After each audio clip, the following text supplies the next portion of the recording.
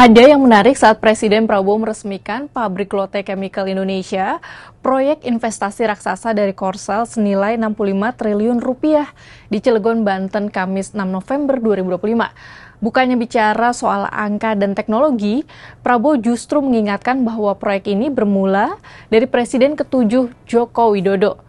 Prabowo pun kembali menegaskan ia tidak dalam bayang-bayang Jokowi. Jokowi juga disebut hopengnya Prabowo. Bagaimana respons pengamat politik soal hal ini? Kita bahas ya.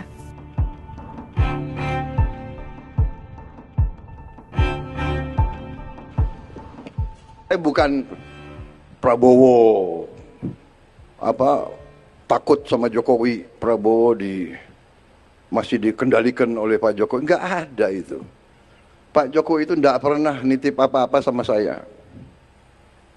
Ya saya harus katakan yang sebenarnya, kan begitu. Pak Prabowo takut sama Pak Jokowi. Nggak ada itu. Untuk apa saya takut sama beliau? Oke, aku hopeng sama beliau, kok takut? Iya kan? Sudahlah, saudara-saudara. Beliau memimpin 10 tahun, diakui dunia bagaimanapun. Inflasi di bawah beliau cukup bagus. Pertumbuhan bagus, iya kan? Come on, harus kita yang bener lah, yang jujur lah, ya kan? Ngono yang ngono gitu. Ya. Adapun kata hopeng dalam bahasa Hokkien berarti sahabat karib. Seorang hopeng adalah orang yang siap membantu tanpa pamrih, menjaga nama baik dan menempatkan integritas di atas kepentingan pribadi. Hopeng berarti menjadi bagian dari lingkaran kepercayaan yang tak mudah ditembus. Pernyataan Prabowo tidak takut dengan Jokowi dan mengaku hopeng dengan Jokowi direspons oleh pengajar Fakultas Hukum Universitas Andalas, Ferry Amsari. Ia punya pendapat sebaliknya, bahwa Prabowo hingga kini masih bergantung dengan Jokowi. Bukan benci, bukan takut, dan segala macam. Tetapi tidak bisa dihindari dengan data, argumentasi, ketergantungan kepada Jokowi masih ada di kabinet. Misalnya orang-orang Jokowi selalu dipakai oleh Prabowo. Ingat bahwa 50% dari kabinet Jokowi itu tetap berkuasa, tetap ada di kabinet Prabowo.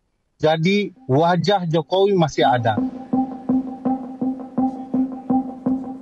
Nah, pernyataan seorang presiden tentu mengandung makna politik. Jika ditelusuri, pernyataan Prabowo Jokowi hopeng ini hanya berselang 2 hari setelah Prabowo menyatakan akan bertanggung jawab atas utang kereta cepat Jakarta-Bandung Wush yang dibangun pada era Jokowi.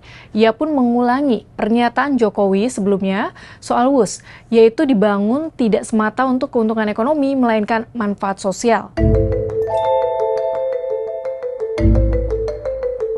Terkait hal ini, Direktur Eksekutif Trias Politika Indonesia, Agus Baskoro menilai rangkaian peristiwa dan pernyataan Prabowo terhadap Jokowi memperlihatkan pola komunikasi yang konsisten. Prabowo ingin menjaga keharmonisan politik sambil menegaskan kemandirian kekuasaan. Agung menyebut gaya ini sebagai bentuk politik rangkulisme, strategi merangkul semua pihak, termasuk mereka yang dulu berseberangan demi stabilitas dan harmoni politik.